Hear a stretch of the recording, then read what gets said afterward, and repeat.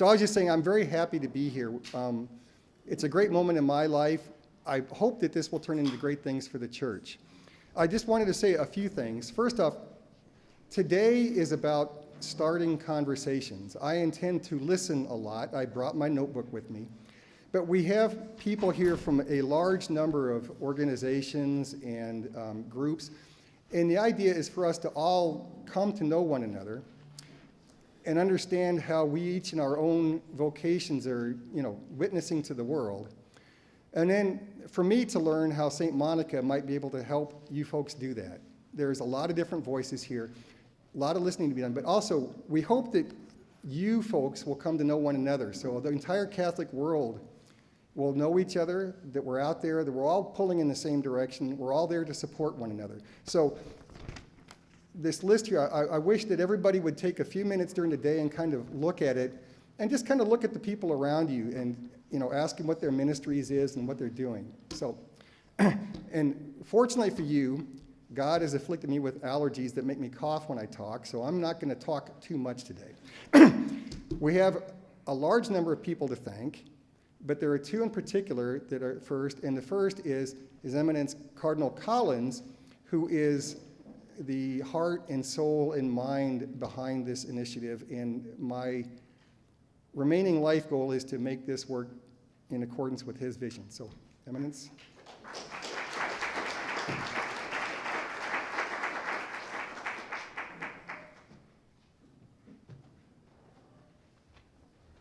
Thank you very much, Matthew. Well, thanks all for coming here. We have together in this room people who represent the richness of our community, of our Catholic discipleship here in this area. And so I'm very grateful for you to come on this Saturday, to come together in this place, to reflect upon our mission to go forth, make disciples, and to follow the will of the Lord. It's a marvelous thing to behold. We sometimes we don't get together in one place to get to know one another. And I'm glad to have you come here as well, because this is a hidden treasure in our Archdiocese, St Augustine Seminary.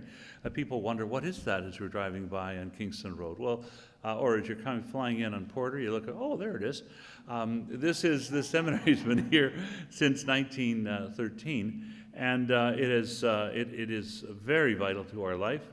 It is very much centered, obviously, in the formation of priests for the service of the people of God here in this diocese and elsewhere.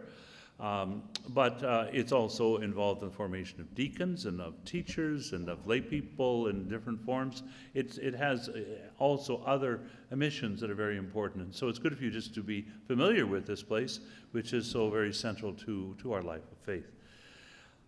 We are here today to launch the St. Monica Institute. Now, it's actually been, in a sense, up and running for well over a year, and actually the first ideas for it came into being probably about 15 years ago. We're trying to focus and see how can we bring this together. And so I'd just like to give a few thoughts on that, and I hope they will be fruitful as sort of things to begin this day, as we come together in this very holy place, and we get to know, to meet one another. First of all, St. Monica. We have over there the famous painting of Augustine and Monica. She is, and if you look in the chapel, you see the two statues, Augustine on one side and Monica there with her anchor of hope, because the famous story of Monica is that she was very discouraged because her child had left the church. He got off with the Manichaeans and all these various others. There are all kinds of heresies and things at that time. There were, Pelagians, there were Donatists. They worshiped donuts. No, I think they're probably, they had these little shrines in honor of St. Timothy. But there were all kinds of various things going on, Gnostics everywhere. And so she had a bit of a problem with her son. He's famous for having said, "Oh Lord, make me chaste, but not yet." So this was her son. And very often when, frequently enough, priests hear parents who are sad and deeply troubled because their children have what have I done wrong? What have I done wrong? They've left the church, they've done all that. I say, well, pray to St. Monica, pray to St. Monica. She's been there, done that. She knows where you're coming from. And there's a famous story that as she followed her son to Italy when he was going chasing after all kinds of things, and not just lust, but pride, anger, envy, greed, laziness, lust, and gluttony all together. He had a rich collection of sins and temptations and things, mainly pride, actually. That was it, mainly pride, which is the heart and root of everything. It's got an I in the middle of it, like the word sin has I in the middle of it, the most deadly letter in the alphabet. And so she chased after her, helped her, prayed for her son. And she was there in Milan, and Ambrose, the bishop, saw her crying away in tears for her son. And she said, why are you crying? He said, well, my son has left the faith. He's gone. And Ambrose famously said, the son of those tears will never perish. And so, that's so true. By God's grace, by her example, by her prayers, she lived to see her son be transformed by God's grace, which was breaking through. As he said in his confessions, late have I loved you, O beauty ever ancient, ever new. Late have I loved you. And behold, you, O Lord, were within, and I was outside, and outside I sought you, and deformed ran after those forms of beauty you had made. You were with me, and I was not with you. Those things held me back from you, things whose only being was to be in you. You flashed, you shone, you broke through my blindness. You called, you cried, you broke through my deafness. You touched me, and I yearned for your embrace. And he came to that. Despite his arrogance, despite his selling his wares in the bazaar of words, as he said, he came to that because of God's grace, above all, and because of the prayers and the tears of his mother, Monica. She, and ultimately, they have this, which is represented this joint mystical experience, which is unheard of any other time in the history of the church, where they saw the vision of God, and then she died, and he went on to his great mission. And she was centered in her life on the life of prayer, praying for her son, and also praying when she was dying. Augustine and his brother were saying, the brother said, well, you must die in our homeland in Africa, not here in far away in Ostia. And she was troubled by that. She said, bury me wherever you will, but remember me at the altar of the Lord. Remember me at the altar of the Lord. I mean, she was so true and deep in everything, in her example and in her prayers. And she is the model of hope for her son, for her family, and hope for a world which was very, very much troubled and distorted and violent and filled with war and strange ideas. That's one of the reasons why we are very grateful for this seminary, the St Augustine Seminary, and dedicated to Augustine. You look at Augustine and Monica together there.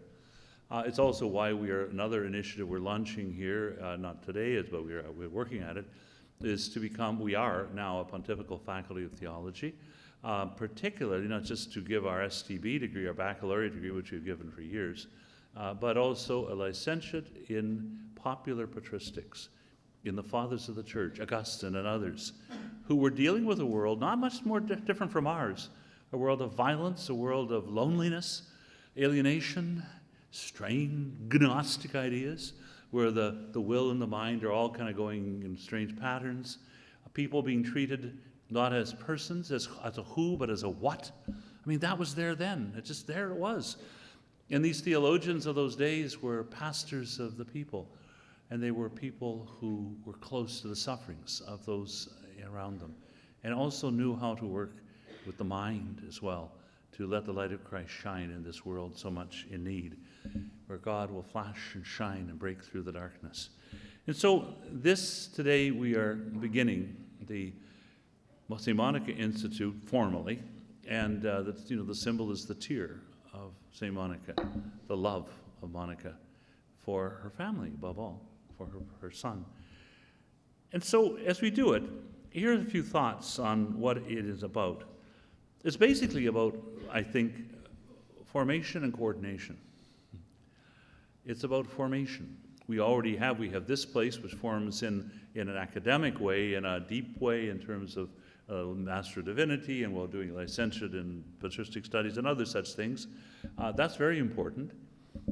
And we have the Office of Formation Discipleship, which is central to our life in working within the diocese and training people. But this is for the help and formation of the disciples of Christ to be able to let the light of Christ shine in this world so often filled with darkness. So formation is one dimension of it. And there are all kinds of different ways in which this is taking place already.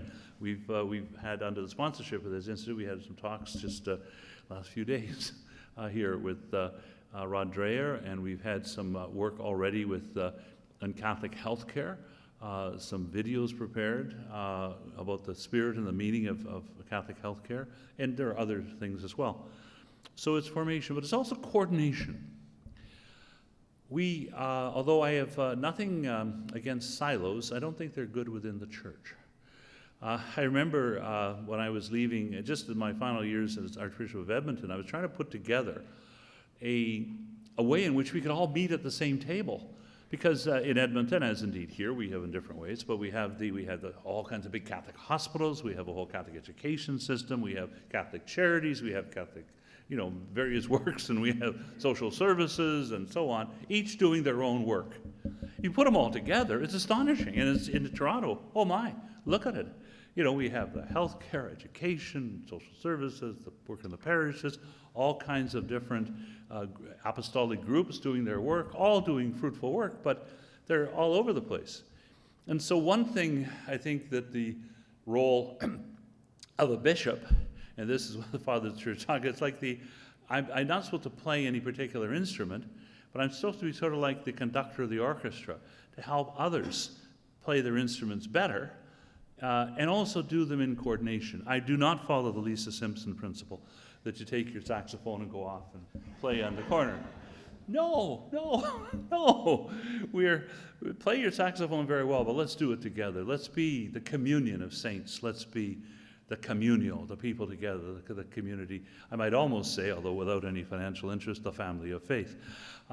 We're the orchestra. And so part of this is not only ways and means of formation, which we have all kinds of, we have resources for that in the Office for Reach and Discipleship, in our universities, and in the St Augustine Seminary, and so many places, to bring them together for formation of the people of God engaged in the world, as Monica was. And that's what we're doing, but also coordination. If we ever realized, actually how big we are, but how many we are and who we are, what a joy that would be, how that would be so enriching. And also to sustain one another in this world, which is very often cold and hard and unforgiving, where people are treated not as a who, but as a what. Not a who to be loved, but as a what to be used. That's the world in which we navigate. And if I can put it into the terms of the place I spent 2 years of my life studying the last 16 verses of the Apocalypse. I don't know as much about the Apocalypse as Msgr Nusca does, but I spent I'm a very slow reader. It took me 2 years to get through the last 16 verses. But we have the vision of God, the heavenly city, Jerusalem, but we're slogging our way through Babylon the Great. We have violence, the beast. We have all kinds of strange things going on. And there's a wonderful place in the middle of the Apocalypse where you have a list of products being sold: ivory, cinnamon, gold, and human souls. Human souls. The treating of a person like a thing to be disposed of, to be used, rather than a person to be loved as a child of God. And so that is the environment in which we are called to proclaim the good news of salvation. And we're a lot of people doing it, but let's do it together. Let's the orchestra. I don't know anything about music. Although when I was a kid, I wanted to play the drum and I wanted to play the trumpet. My mother suggested I play the Hawaiian guitar. Mothers can trick kids, to maybe the model of Monica. So I was strumming away, and I got excellent every time I went to the music thing. And I realized everybody got excellent. As long as you paid, I think, $1.65, you got excellent. However, so I know nothing about music. The only recorder I play is a tape recorder. But as the conductor for the moment, anyway, till off I go, Canon 401 is in the Code of Canon Law. It's sort of like the Highway 401. It's where at 75 the bishop puts in his resignation to the Pope. So it's kind of whoosh, off-ramp to down the 401 to who knows where. So I'm an old guy. Anyway, but while I'm around, I'm the conductor of the orchestra. Everyone plays instruments, makes music better than I do, but my mission is to coordinate and to help us do it together and to know one another. Networking. And the network we're talking about is the communion of saints. a much more important network than any other. But we should know one another. No, not only do our good deeds and do good things on our own, as we should, of course, but do so for the glory of God and the service of our neighbor. That's what in the parishes we have this whole program of stewardship, not fundraising, but sharing our talents, our time and our talent to help to work together, and our parishes might be vital. Our pastoral plan is based upon 4 pillars of vibrant parishes, formation, caring for the needy, and evangelizing the culture. That's the pastoral plan of the Archdiocese of Toronto, and has been for about 15 years. And so that's why we put so much time on here, on this seminary. It's why we have Share Life, and we have stewardship to make the parishes vibrant, and why for formation of priests, formation of deacons, formation of the people of God to fulfill their mission. So formation, coordination, all together. That's really at the heart of what we're engaged in the Simonic Institute. To ask her intercession that we might be able to do that. It's a big order, but that means it's worth doing. I remember, I think Mortimer Adler says the only books worth reading are the ones you don't understand, that are hard to read, so you challenge a stretch. So we're stretching here. We're stretching by having, we're called to sanctity. We're not called to mediocrity. We're called to sanctity, to be stretched, to be transformed. And so that's why we're working on all these things and working together. Why we have this. This is so important. And in order to focus the effort and be attentive to that, there are 4, there are probably 1,000, but let's say there are 4 basic themes or lenses or facets or whatever you want to call them that help us in formation and coordination and the spirit of St. Monica, evangelizing the world, making use of all the great riches which are already here. We're already here. It's not something new, but working together to do it and doing it more deeply and saying, how can we help each of you and many others to fulfill more fully the mission of evangelization and do it in coordination, working together with one another. Parish, school, family, and public square. Those are the 4 kind of facets of this mission. And it really goes back, those 4, well, you have the 4 cardinal virtues and the 3 theological virtues. There's another 3 that go ahead of it maybe. See, judge, and act. When Canon Cardine was evangelizing in Europe and around the early 20th century, see what's there. Judge, assess, understand what the mission is, what the vision is. Where's Jerusalem so I can find my way there? What's happening in Babylon so I know what we're dealing with? See, judge according to the gospel, and act and do it. Where do we do it? Where do we act? In parish, school, family, and the public square. That's the act. That's where we act. We need to see the vision, assess according to the vision of the gospel, see what's there, do it, and then how do we act? In the parish, we are a community of communities, and we should be engaged in that. I often say to the wonderful apostolic communities we have, well, be sure you're working within the parish. We're a community that needs to be alive and vital, and that's a place where we do it. Supporting one another, strengthening and evangelizing. We want to have parishes, this is the first part of our pastoral plan, that are vibrant, attractive, reaching out, engaged, evangelizing, based on prayer and the mission of the Lord. Parish schools, we have many different forms of education. We have a very rare thing in this province, a publicly funded Catholic school system. You have it in, I think, Saskatchewan, Alberta, and Ontario, and various variations elsewhere, but that's it. There's struggles with that, but I won't get into that. There's struggles, but those are great treasures, good things there. So that's there. But we also have private Catholic schools. We have homeschooling. We have many, and we have the secular publicly funded system where many of our people are there. So we shouldn't forget that. That's part of our whole world. Education. It's something where we have people, the Catholic Teachers Guild, which Barry and others have set up, helps teachers and people engaged in education wherever they are to be doing that as disciples of Christ. So, school. How can we more effectively help our schools, our education process, wherever it is, whatever shape it takes, to be more life-giving, more what it needs to be as we navigate through these dangerous waters of our world in which we live. That's how can we help in that? How can we coordinate the work of that? How can we form people to help make that happen more fully?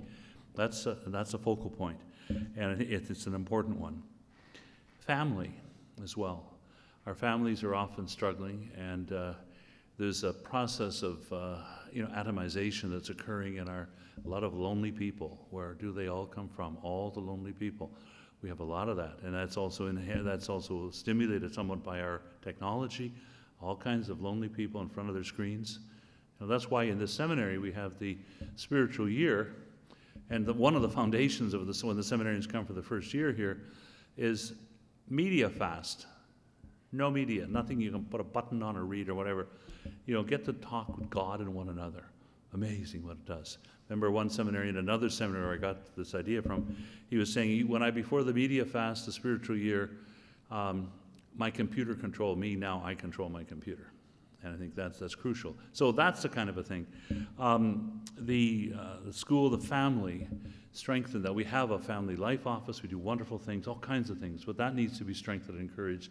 And whatever can be used for the encouragement of that and coordinating those efforts, that's what the St. Monica Institute is engaged in as well. And very appropriately with St. Monica as the patron, because that was her chief thing. And the public square.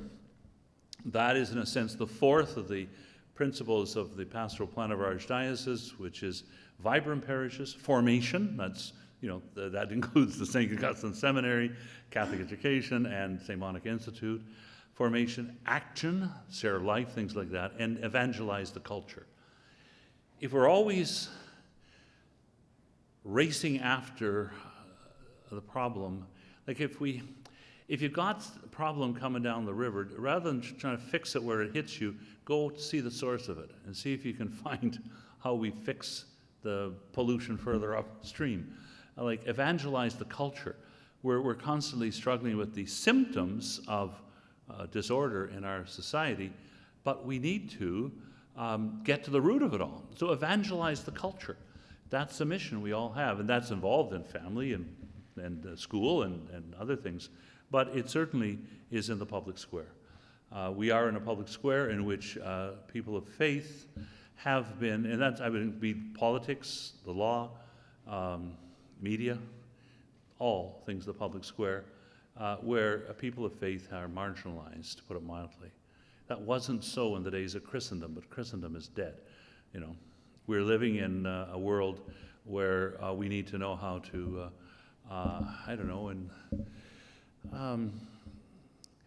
float like a butterfly, sting like a bee, I guess is what one of the great fathers of the church once said. But we've got to be nimble. We've got to know. We've got to learn, how do we do this?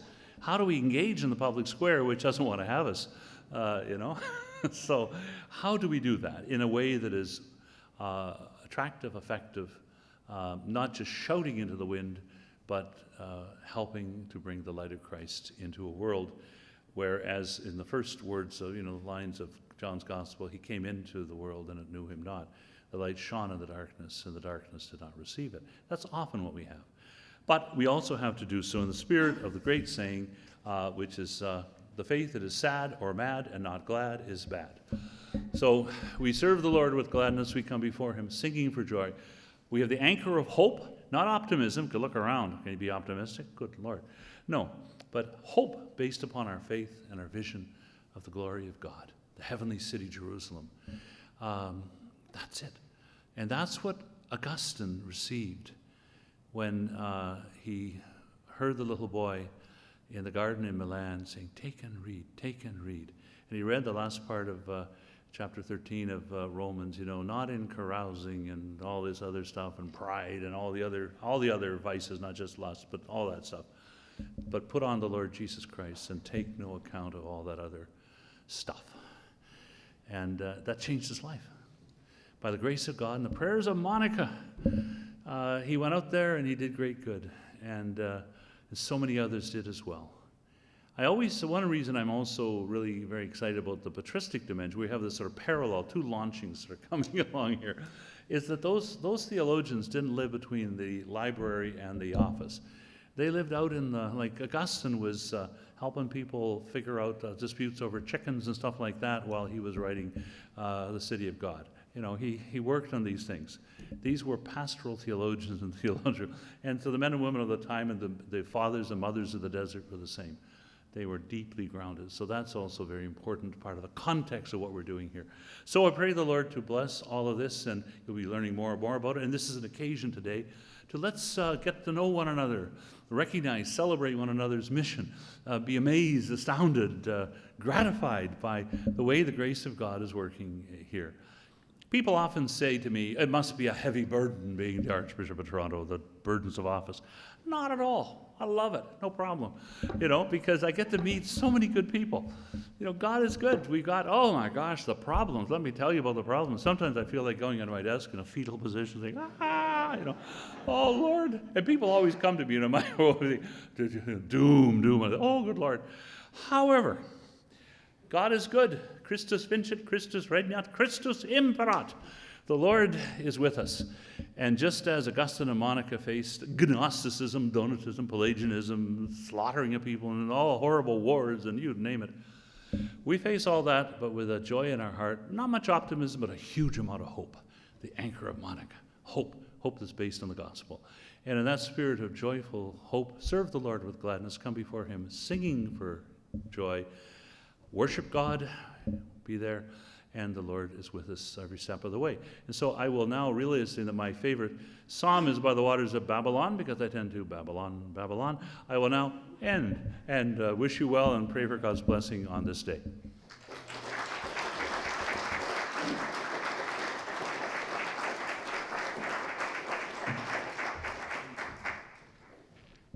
Thank you very much, Eminence.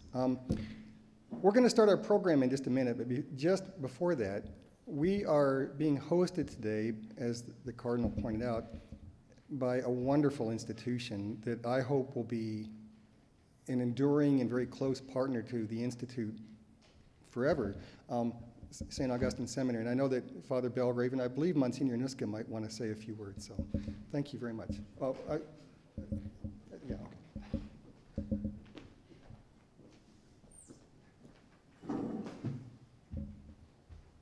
Thanks, Matt. We are very grateful to welcome you here. My name is Father Kevin Belgrave. I'm one of the priests who's part of the formation team here at St. Augustine's, and I'm also the director of our lay programs, so our academic programs and formation programs for the laity. And it's good to be here. It has been a long road, not only with COVID and with other delays, but the thought of what, as His Eminence was saying, the new hope of a coordinated work of formation amongst all the partners in the Archdiocese who have their own place in the vineyard, and now to think of the way the vineyard will be served even better by the launch of the St. Monica is something that is exciting to us at the seminary. So we're very very happy to welcome you here, and the work that has been done over the last 2 years of forming St. Monica and coordinating between the groups has been very fruitful. So the last word for me, I would just like to introduce to you and invite forward our new president, Msgr Robert Nusca, to welcome you also on behalf of the seminary.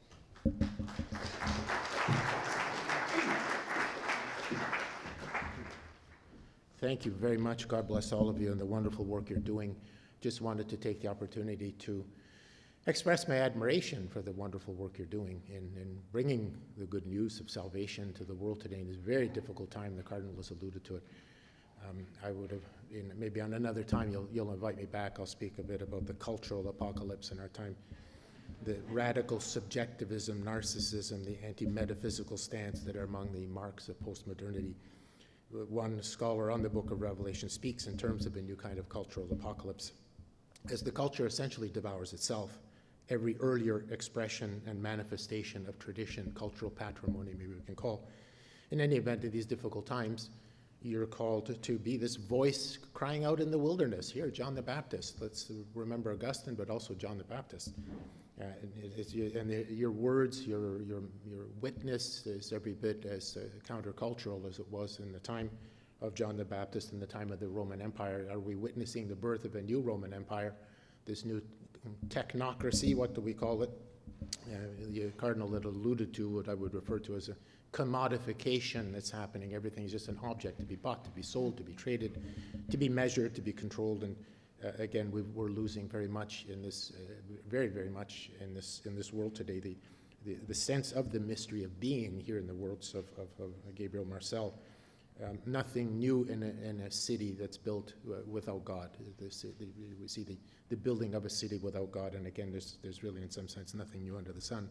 But then inspired by John the Baptist, by Isaiah, let us make clear then the pathways of the Holy Spirit, inspired by Augustine, inspired by Monica, inspired also by, think of St. Ambrose and his role in winning Augustine to the church in the first place. And so let us, as a third order Augustinian myself, living very much the spirituality of Augustine, speaks of winning people for Christ. Win people for Christ. The Cardinal alluded to the joy that we need to show other people.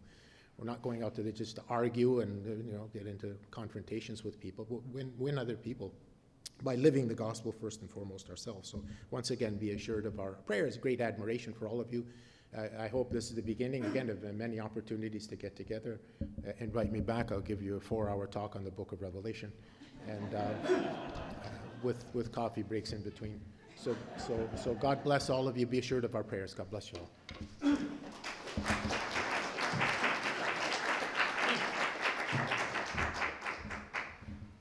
So there may be a few of you who don't know that I'm a lawyer, and the legal definition of a gift takes place when there is an offer and acceptance and delivery.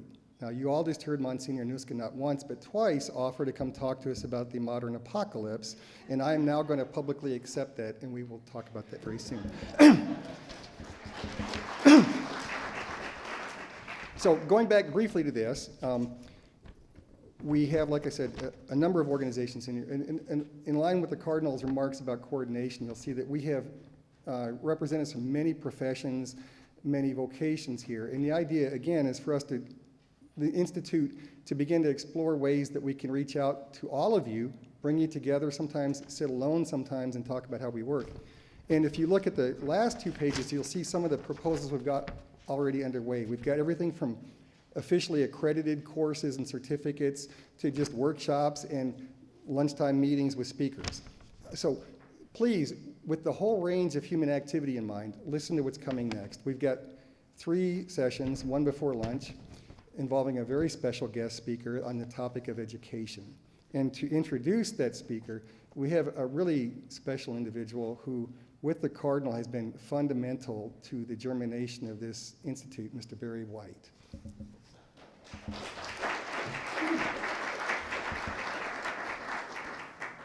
Thank you, Matt. I'd like to take the chance to again, publicly thank His Eminence for his leadership with bringing this institution into existence, and also to Bishop Camilleri, who's with us today, who also played a special role in making this a reality. As we were discussing St. Monica Institute, we came to realize there are different dimensions of formation, at least 4. That's represented in the copy of the icon that you have in each corner. There's the family, there's the parish, there's the school, and there's the public square.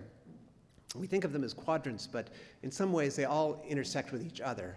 Quadrant, it's nice, the quadrant is divided by a cross, but another way to think about it is concentric circles with the family at the middle. The love, sacramental love between a man and a woman, an icon of God's covenantal love for us, bears fruit with children, and then spills over into the parish, which sustains it sacramentally with catechism, and then spills out further with those who participate with the parents about education, and then further into organizations that help engage us as Catholics in the public square. So this idea of flowing out has the family at the center, because the family really is involved with all 4 aspects, not only bringing children into the world, but also it's the domestic church. They're also the first educators, and they're also, just at the dinner table, giving an example of how you engage with the issues of today. You know, it's so sad when you hear that there are families that don't have family dinners together, but there are many ways that the families are involved with all aspects. But we are going to be addressing all 4 aspects today, and the first one is education. So those of us who've been involved in careers in education, I suppose have seen over the years a growing concern about the Catholic identity of Catholic schools. You know, the schools are not the same schools that maybe their parents went to, and sometimes parents, when they find out what's going on at schools or decisions that have been made, eyebrows go up. Some parents are very concerned, some are alarmed, some get despairing. They're saying, if they're not as Catholic as they can be, then we should just shut them down. We're reminded by, especially by new Canadians who come and especially from parts of the world where Christians are persecuted, they say, publicly funded school, we have a crucifix in every class. Don't walk away from that. This is an opportunity. It's helpful to think of this as mission territory in the context of the new evangelization. How do we evangelize while we still have the opportunity to? How are we preparing? But how are we preparing people to be missionaries in those schools? We have wonderful educators who are bearing witness, administrators who are bearing witness, but what are we doing to prepare people, not just about curriculum or pedagogy, but to be effective evangelizers? It's appropriate that this launch is happening just a stone's throw from Scarborough Foreign Missions. You know, a century ago, Monsignor Fraser was helping to prepare young men to go to China. Not about learning the language, learning the cultures, how to be an effective evangelist.